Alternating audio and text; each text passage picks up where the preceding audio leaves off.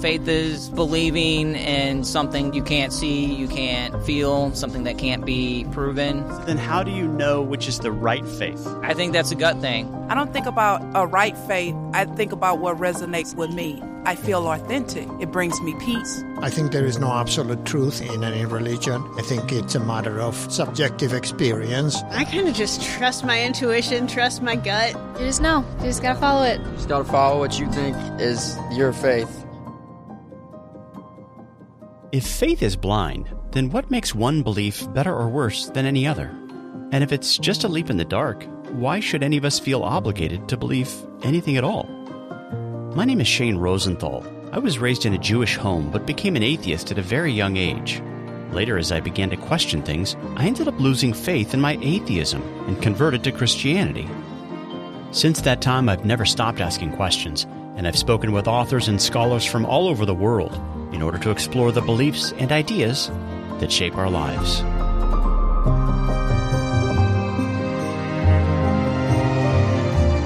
Over the years, one thing I've concluded is this: we're all believers. But because there are so many conflicting ideas and worldviews out there, we just can't all be right. So how do we find the truth? On this podcast, we'll start by asking questions. I'm really just trying to figure out what I believe right now.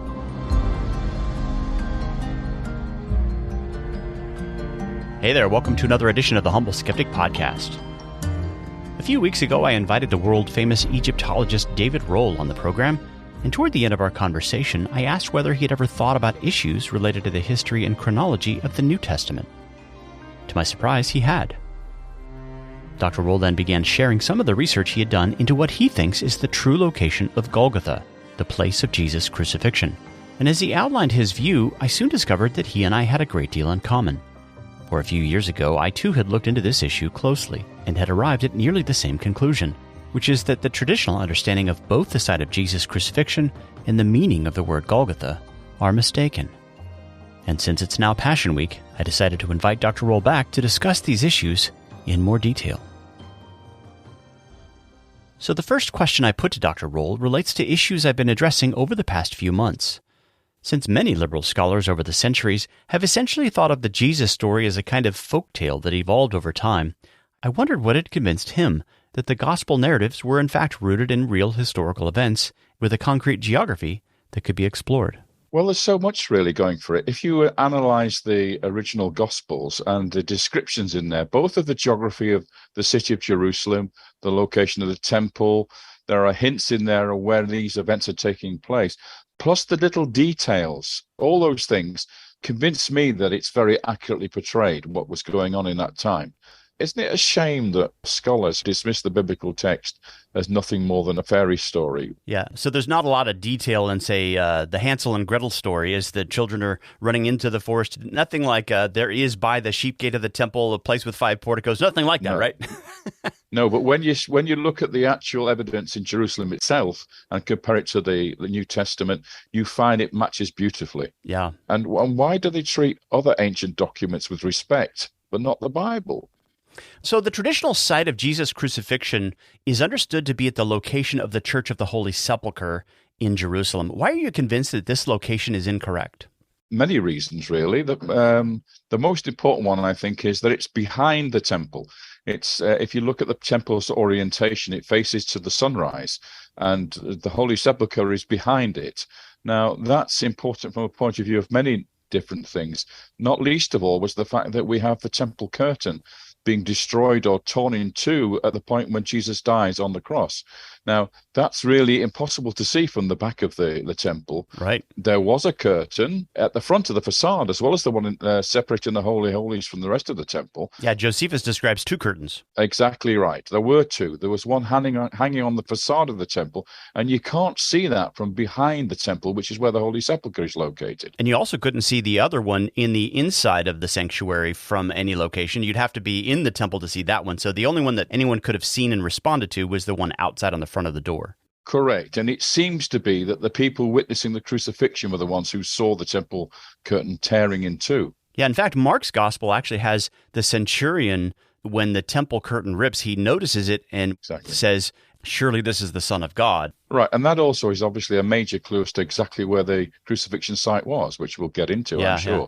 But no, I think that Helena, when she came to visit on her pilgrimage, was just told a whole story, basically, about the location where the Holy Sepulchre is today. Also, I think the crucifixion site and the tomb of Jesus are far too close together in the Holy Sepulchre. They need to be further apart than that. Yeah, plus it would be, wouldn't it be weird for a wealthy member of the Sanhedrin to carve out a new tomb so close to sort of a Roman execution site? Exactly correct, yes. And in a quarry site, apparently. So no, it doesn't make sense to me at all. And that goes, of course, also to the site that's usually proclaimed as the site of Jesus' tomb, and also the crucifixion site, and that is the site that Gordon's Calvary, where Charles Gordon was looking out across from the northern part of Jerusalem near the Damascus Gate and saw this skull feature in the cliff face there, right. Just where the modern bus station is today. And he saw this skull there and he thought, oh, Golgotha, it must be the location of where the execution took place, and the tomb must be nearby. So we have the Advocates of the Garden tomb very close by to that, which is the so-called other tomb of Jesus. I think that also does not belong in the real history at all. And that's on the northern side, I think? The northern side, again, you would not be able to see the temple curtain being torn from there either. Though the Garden Tomb is a well-known tourist attraction for visitors to Israel, it actually dates to around 800 years before the time of Christ, which simply doesn't fit the language of 3 of the 4 Gospels, which say that Joseph of Arimathea had placed Jesus in a new tomb, in which no one had ever been laid. So neither of those sites make any sense to me. And the word Golgotha is interesting, isn't it? Because people misunderstand it, I think. Golgotha is an ancient Aramean word, and it seems to be, yes, it does mean skull, but it also means cranium. It doesn't have to be a skull. And our other name, Calvary, that we use, is from the Latin calvaria, which is a translation of the Greek cranion, and that also means cranium. So we shouldn't be looking for a skull at all. We should be looking for a hill with the shape of the top of the head, basically, a cranium shape. That's where the site of Golgotha is located.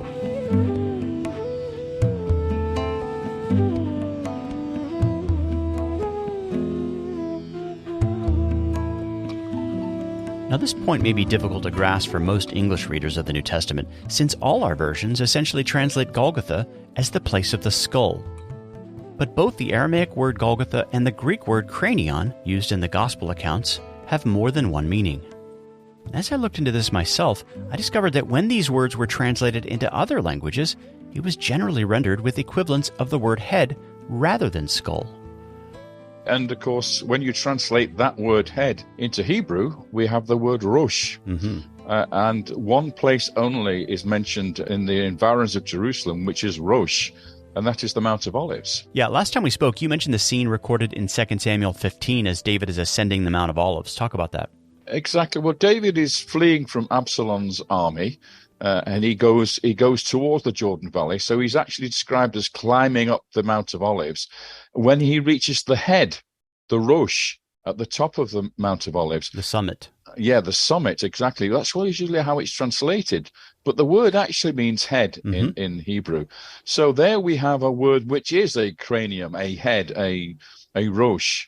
And that seems to be the place what we're referring to when we go to the New Testament and we start to hear about this word Calvary. Yeah, the place of the head could mean the place of the peak, the top, the summit. Yeah. And the thing that I find fascinating about that 2 Samuel passage is David arrives at the top of the Mount of Olives. In Hebrew, it's the Rosh, but in the Greek Septuagint, it's not translated into a Greek equivalent, meaning summit. It's just transliterated into Rosh in Greek. Yes, exactly. Kind of indicating to me that it's the name of the place by that time. Precisely correct. Also, it was the place where the head count took place. So when the population census of Jerusalem was taken, people would walk up to the summit, to the head of the Mount of Olives to be counted, head counted, and then return into the city. So it has multiple meanings, and they all are attracted to this idea of Rosh, meaning head, is an actual place rather than simply a description. Now, the last time we spoke, you started off by talking about the location of Solomon's temple, which, according to 2 Samuel 24, was built on a threshing floor. How is that relevant to our discussion? Well, it's all about the Dome of the Rock. If you go into the Dome of the Rock, there's this rocky crag in the center of it. It's not flat at all. It's maybe 8 or 9 feet tall. It's got lots of holes and crevices in it. It's not a place you would build a temple at all. A threshing floor has to be a flat surface. Right. That's where you thresh the wheat. So we have to look for a flat place, and that certainly doesn't fit the bill. Because that's where it says that Solomon's temple was built on the threshing floor of Araunah the Jebusite. So you say there is a place where there's a flat surface like a threshing floor. Why is that significant?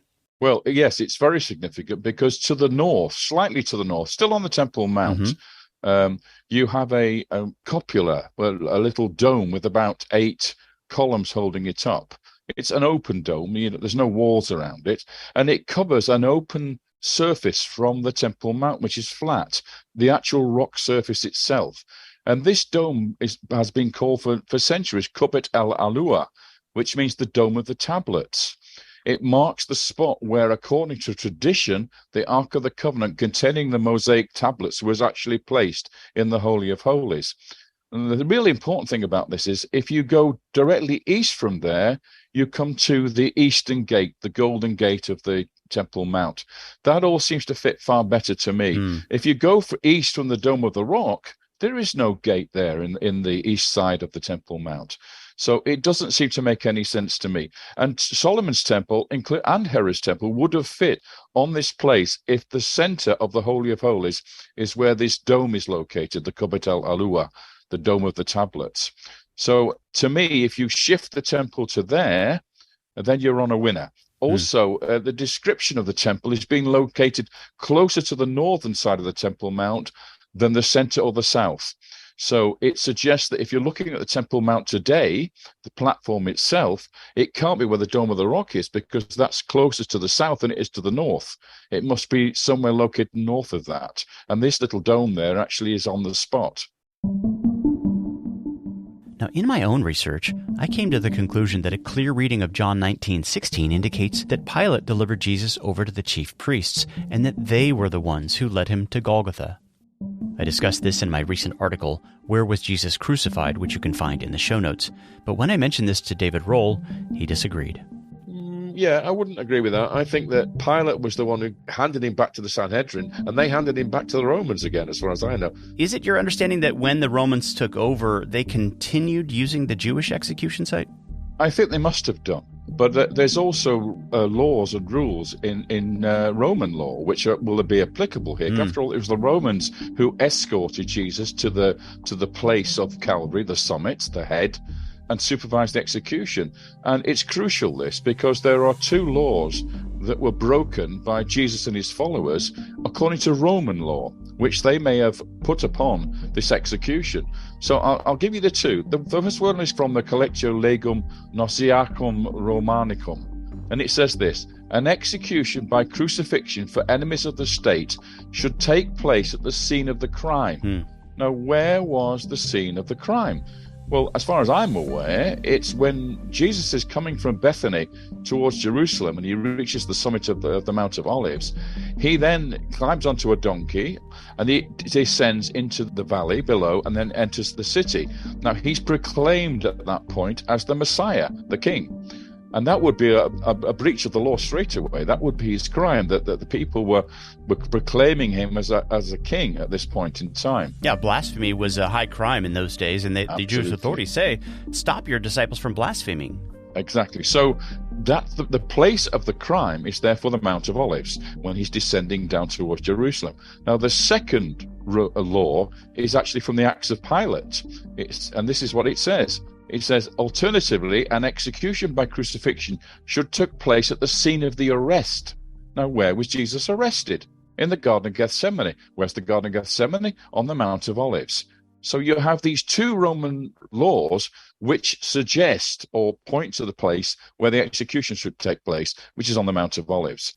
So according to various passages in the Old Testament, if we are to locate the Jewish execution site, those who violated the law of Moses in a high-handed way were to be taken outside the camp to be executed. Yeah. And that's the same language we find concerning the sacrifice of the red heifer, which was something like 2,000 cubits east of the tabernacle. And according to the Dead Sea Scrolls, there's a text which clearly identifies the Jerusalem temple as the equivalent of the tabernacle, and that they had identified a place outside the camp of Jerusalem for the red heifer sacrifice. Where was that location? Well, here we go again, you see. The temple itself is an exact model of the original tent of meeting that Moses set up in Sinai. Okay, and the sacrifice of the first red heifer, as you say, was 2,000 cubits to the east of that tent, the shrine, if you like. So it's about 900 meters in our language today. So if the temple was located where I said at this little dome here, on the north side of where the Dome of the Rock is today, and you go 900 meters due east of that, you pass through the Golden Gate, and you end up at the summit of the Mount of Olives.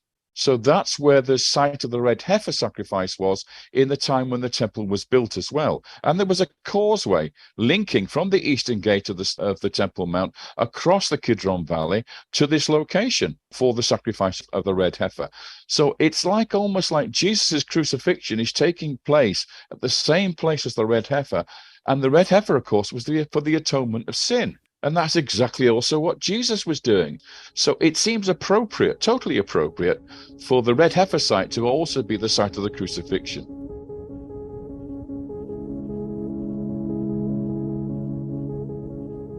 What's interesting about this is that according to numerous Old Testament passages, those who violated the law of Moses in a high-handed way were to be taken outside the camp to be executed at the same location of the red heifer sacrifice.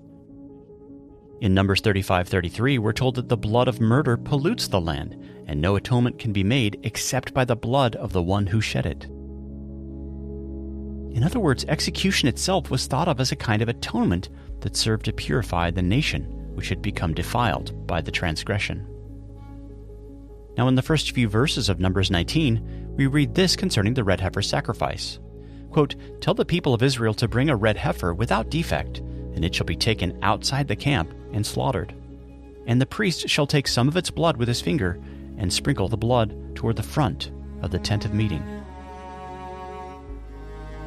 Now, one of the Dead Sea Scroll texts indicates that in Second Temple Judaism, there was a location near the Jerusalem temple that was referred to as the place outside the camp.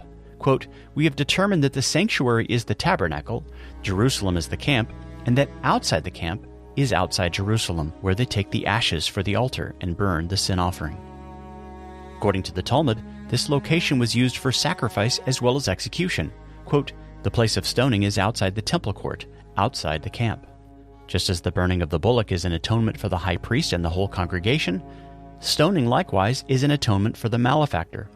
In both cases, the leading outside the camp occurs in order to take life, that of the blasphemer and that of the sacrifice yet to be slaughtered. What's fascinating is that all this matches the kind of language we find in Hebrews 13 concerning the death of Jesus. Quote, "For the bodies of those animals whose blood is brought into the holy places by the high priest as a sacrifice for sin are burned outside the camp. So Jesus also suffered outside the gate in order to sanctify the people through his own blood. Therefore let us go to him outside the camp and bear the reproach that he endured."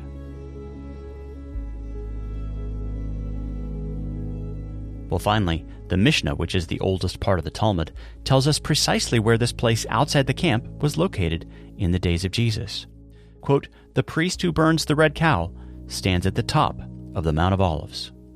We are looking at the Mount of Olives as the Rosh, the head, where all this took place, and the significance of it in so many ways, theological and also from a point of view of law. For the Romans, of course, you plonk your crucifixion right by the side of a road so people can see the victim on the cross. And this is on the road from Bethany to Jerusalem. And of course, if you're standing on the top of that summit there, you're looking straight towards the eastern facade of the temple where the curtain was hanging, which then tore asunder. So it's all there in this one location. You know, the other thing about the Mount of Olives location is that it's a place known for its gardens and its olive orchards. And John's gospel says that in the place where Jesus was crucified, there was a garden, and in that garden, a tomb. In other words, the language there that's used seems to me to indicate that this isn't just a small crucifixion mound, but that it's a district or an area, because in Golgotha, there was a garden. And that word garden can be translated orchard, plantation, estate. It's a wide area. So it seems to, again, fit the top of this district rather than a small crucifixion mound to the west of the city. Yeah, makes sense to me. And we have also the point where Jesus ascended to heaven is also on the Mount of Olives there. We have the shrine dedicated to the Ascension there as well. You say there's a first century tomb somewhere near there. There is. If you go to Paternoster Church in Bethphage, which is on the summit, you can, if you look from Jerusalem, you can see the tower of the church sticking up on the summit peak itself, which is due east of the temple, absolutely in one straight line. There is a garden around this church, and in that garden there is a tomb, and the tomb has a big circular rolling stone that covers the entrance. It's from the 1st century AD, so it fits perfectly. This is the tomb of Joseph of Arimathea that was given for Jesus' burial, right, an unused tomb, and it dates from the 1st century AD, and it has a great rolling stone that covers the entrance. Everybody goes and visits the garden tomb or go to the Holy Sepulchre, neither of which are really good candidates for this. And here we have perhaps the irony of all ironies, the very tomb of Jesus hiding away in this beautiful garden at the back of the church. I mean, it's not visited at all. And it's about 50 to 100 yards away from where the execution site would have been. As I was interacting with critics of the position you and I are advocating, I ran across a writer who argued that locating Golgotha on the top of the Mount of Olives was implausible because surely one of the gospel writers would have mentioned this fact, since they frequently tell us when Jesus has gone to the Mount of Olives. How would you respond to an objection of that kind? Well, the evidence is there in the text, isn't it? We first of all, the name is associated with Rosh, the head.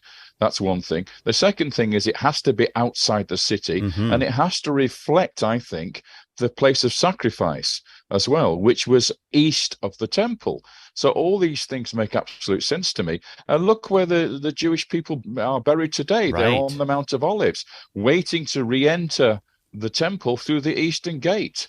You know, that is how it all fits together.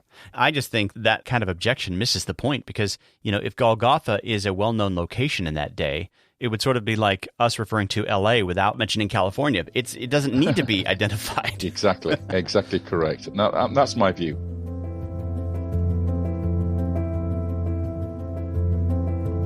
Now, during my recent conversation with Dr. Rohl, we ended up discussing a variety of topics, some of which I'll be saving for future episodes. But one of the questions I asked him about relates to the identity of Theophilus, to whom Luke addressed his gospel. Don't forget what I told you last time we met. He says, I'm an Old Testament scholar, and this is a hobby. Exactly correct. So I'm no expert at it, but I'm fascinated by early Christianity. On Theophilus, there is an interesting thing. You know, Josephus mentions Theophilus as one of the high priests who reigned from sometime around 39 to 41 AD. But mostly when you read all the scholars, including evangelical scholars, they refer to Theophilus as maybe some kind of a, Gentile ruler somewhere sometime. But what's interesting is at the end of the Gospel of Luke, you have witnesses to the resurrection and to the empty tomb, and one of them is Joanna. And if you look at the way the story is related, Joanna is essentially at the focal point of a chiasm, which, as I'm sure you're aware, basically she's at the center point of the structure of that passage. And so what's odd is that this relatively obscure character, for some reason, appears to be the central witness in Luke's narrative. So why would she be so significant? Well, you look at Luke 8, and she is the wife of Chuza, who is described as the epitropos of Herod. Joseph is described as the epitropos of Pharaoh. He's the right-hand man. He's the prime minister. Okay, so that means that Joanna would have to be highborn. Well, it turns out in 1986, there was an ossuary discovered with the name Joanna, the granddaughter of Theophilus the high priest. Wow, I didn't know that. And so if this is the person described, that would make sense that she would be central to Theophilus as an eyewitness to these events, and that she's a crucial witness for him. And that would at least give plausibility to why a person like Joanna would be giving to Jesus out of her means. What do you think about all that? I just say, wow, that's very impressive. None of that was familiar to me. So I'm very impressed by that. And I'm learning more from you than I normally would do from most interviewers. So that's great. I plan on writing this up at some point. It's one of these things, you know this, when you study something, you just have to share it with everybody. And this research is just, when you connect the dots, what you find is it's real history and the real characters. And just like you say, when you pull at the threads of, say, the time of Joseph or the time of Moses, what you get is something that's tangible and real and concrete. You said the word, very important word. You said plausibility. History, when you reconstruct history, and remember that history is not actually what happened, the past. It's actually what we interpret as our best interpretation of what happened, right? And the more plausible a history is, the more likely it is to be correct or accurate. And I think that's where we are agreeing here. My work in the Old Testament is more plausible when we place Joseph in the Middle Kingdom, and we place the conquest towards the end of the Middle Kingdom, and you put the great kings of David and Solomon in the Late Bronze Age, as opposed to the Iron Age, which is the period of high trade, Late Bronze Age. That's when you would expect to have a merchant prince like Solomon there. So the evidence is very plausible if you reconstruct history, the timeline of the Old Testament. Now we get to the New Testament, of course, we're talking about much more finer details here. But we've got far more evidence in the Gospels than we have in the Old Testament for this particular narrow period of time, a lifetime effectively of one individual, Jesus Christ. It's his lifetime is encapsulated in the four Gospels, whereas the Old Testament is thousands of years. I mean, that's a much, much longer period of time. And therefore, you've got far more detail to work with, and you've probably got better archaeology too in that respect as well. So when you're talking about these things that you've been working on, which I'm not familiar with, I can understand now how much more plausible the original narratives are about Jesus's life when you put all this together. Are you sure you're still an agnostic? Well, I'm not an agnostic about all this. I think, there's a theological issue here and there's a historical issue. Yeah. And as a historian and a chronologist, it's the history that fascinates me. Yeah. And I'm delighted when Christian believers take this material, and if it reinforces their faith, I am delighted by that. I'm very pleased by that. I'm still on the rocky road, as it were. So for me, the difference between theology and history is still a divide. But I think the history supports the theology. As an agnostic, I don't believe it's the word of God.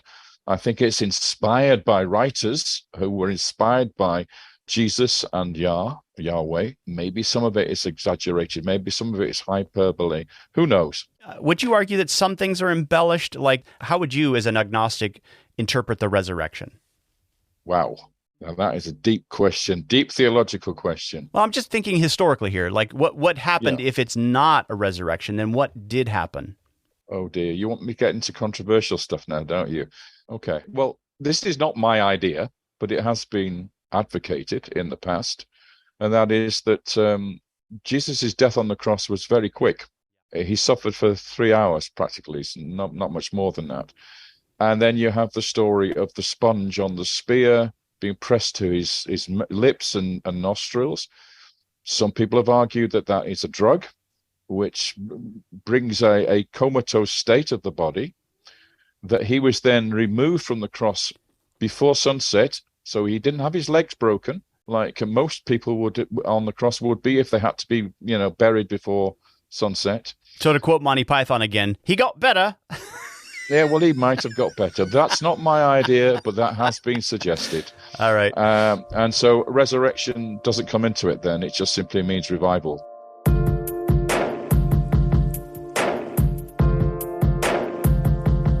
Just a quick note to let you know that at some point in the not-too-distant future, I'm planning on recording an entire episode that walks through all the various objections to Christ's resurrection that have been presented over the centuries, including this idea that Jesus merely fell into a coma and revived on Easter Sunday.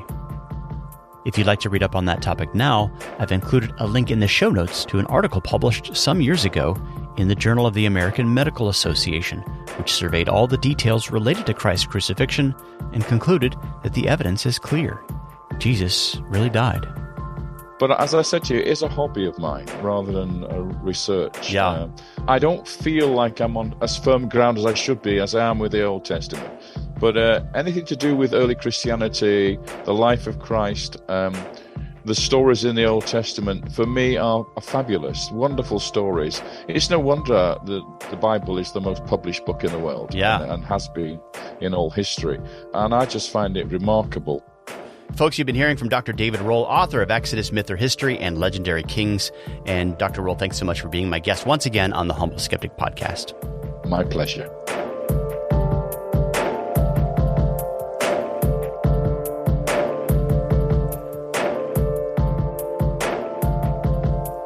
Well, folks, I hope you've enjoyed this edition of the Humble Skeptic podcast.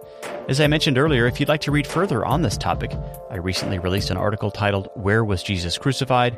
that you can find linked in the show notes. So if you'd like to check these things out for yourself, I've got lots of references there in the footnotes to passages in the Dead Sea Scrolls, the Mishnah, the Talmud, and a host of biblical passages for you to explore. If you're interested in traveling to Jerusalem and taking a tour of the top of the Mount of Olives, along with hosts of other sites throughout the land of Israel, let me know in the comments section of this episode. Right now I'm simply gauging interest for a trip of this kind as I make plans for the next couple of years. Also, as Dr. Rohl mentioned the last time he was on the program, the subject of the true location of Golgotha would make for a great documentary project, and if someone you know has the ability to make that happen, please share this episode with them. The next episode of the Humble Skeptic podcast likely won't drop until sometime later this month, as I take some time off to celebrate Passion Week and Easter, and the week after that I'll be working on my taxes. I just started my own business and I have no idea what I'm doing. So until then, I look forward to being with you again next time as we explore the beliefs and ideas that shape our lives.